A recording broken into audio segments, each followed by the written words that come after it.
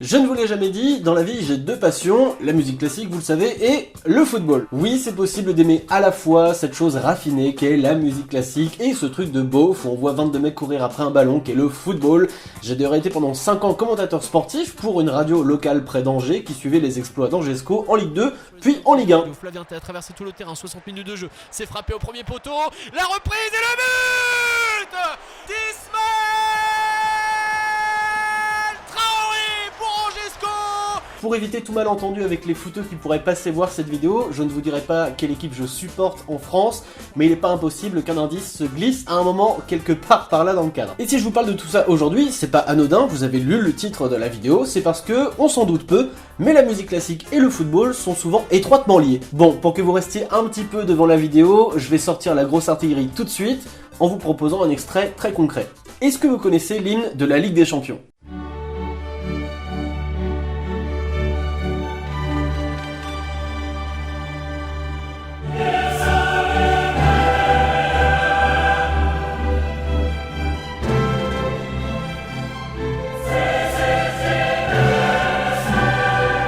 Que vous soyez footeux ou non, vous avez de grandes chances d'avoir déjà entendu quelques secondes de cette musique quelque part. Et si je vous disais que cet hymne est très fortement inspiré par une musique du XVIIIe siècle? Pour ça, il faut remonter en 1727 avec Georg Friedrich Händel qui a composé Zadoc the Priest.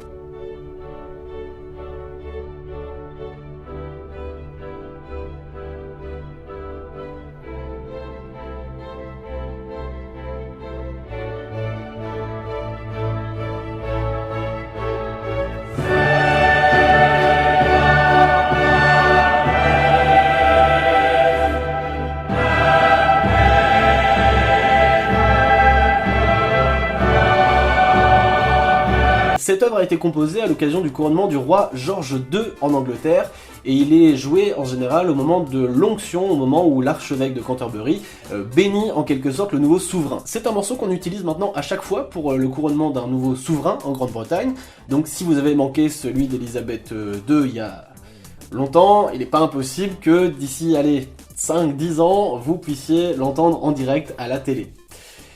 Voilà.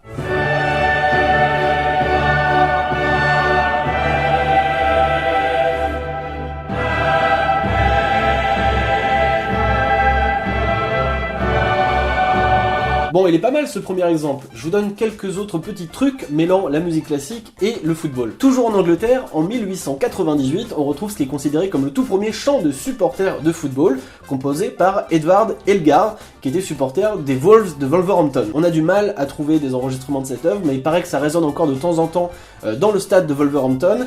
Et puis en 2010, il y a eu une grande cérémonie caritative organisée par la ville, et ça a été joué à cette occasion, et chanté, me semble-t-il, par la fille d'un ancien joueur du club de football de la ville. Donc voilà, il y a toujours un très fort lien entre Edward Elgar et Wolverhampton. Pour la suite, direction la Russie avec Dmitri Shostakovich, célèbre compositeur qui était un grand fan du club qui est aujourd'hui le Zénith Saint-Pétersbourg. Il assistait à tous les matchs qu'il pouvait venir voir et il avait toujours des petits carnets dans lesquels il notait les buteurs, les minutes des buts, mais aussi les noms des joueurs, leurs surnoms, etc., etc. Bref, c'était un vrai fan de chez fan. Et comme il était compositeur, eh bien ça lui a inspiré un ballet qu'il a composé qui s'appelle L'Âge d'Or.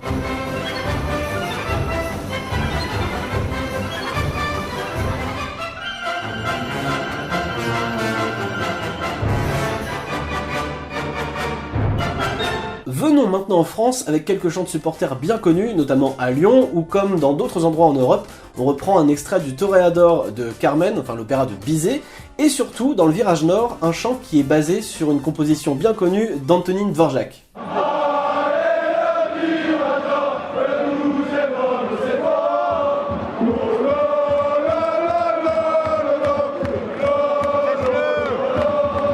Si vous connaissez l'œuvre originale, vous l'avez facilement reconnue, c'est la Symphonie du Nouveau Monde, et notons que les supporters lyonnais chantent quand même vachement bien.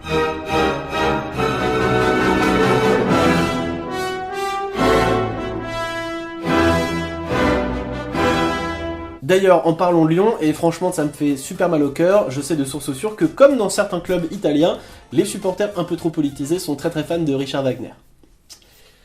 Je vous laisse méditer là-dessus. Si on fait un peu le tour de l'Europe et même du monde, on se rend vite compte que beaucoup de chants de supporters sont basés sur des musiques classiques bien connues.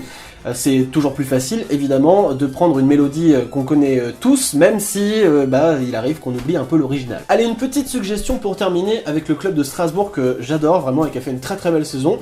Avec une ville qui est vraiment ancrée avec un ADN européen et surtout un joueur qui s'appelle Kenny Lala qui va peut-être pas rester très très très longtemps, ce serait pas une mauvaise idée peut-être pour les derniers matchs de lui offrir un très beau chant sur les paroles la la la la la. Je sais pas moi par exemple sur cette musique.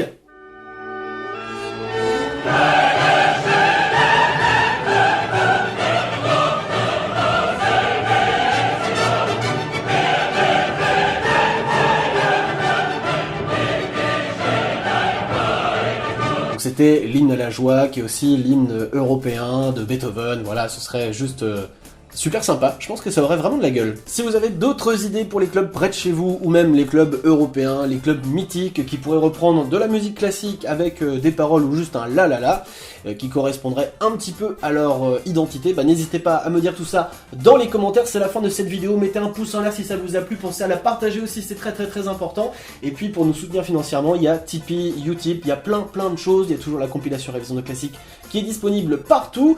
Je vous retrouve très vite pour une nouvelle vidéo et je vous dis à la prochaine, salut!